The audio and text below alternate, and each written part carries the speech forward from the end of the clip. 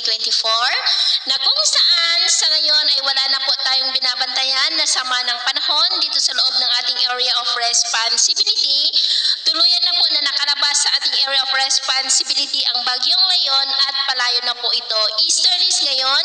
ang umiihip sa silangan ng ating bansa at mayroon pong southwesterlies sa kanluran ng Luzon. Mayroon pong intertropical convergence zone naman sa silangan ng Mindanao at nakapaloob po dyan ang LPA na ating binabantayan sa labas ng ating area of responsibility na nasa layo po ngayon ng 2,990 km east ng Davao Region. Kung hindi po yan malulusaw,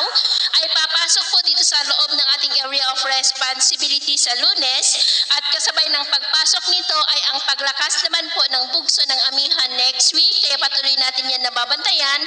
hanggang sa hindi po nalulusaw dahil kung hindi po mapigilan ng amihan ang development yan ay itutulak po nito pababa at ang susunod na bagyo ay tatawagin sa local name na Bagyong Mars.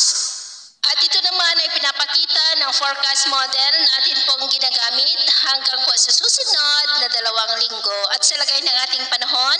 ngayong tanghali ay generally fair weather naman po sa malaking bahagi ng ating bansa pero nagsisimula na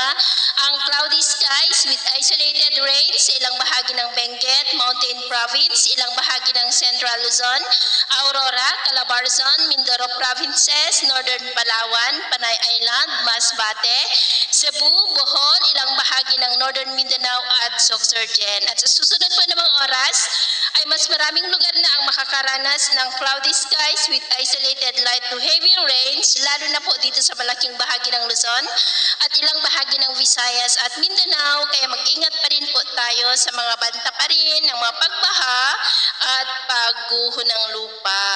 At sa atin naman pong mga baybayin, iwasan muna natin ang papalaot sa mga baybayin po ng extreme Northern Luzon, buong seaboard ng Northern Luzon at kanlurang baybayin ng Central Luzon dahil ang mga alon dyan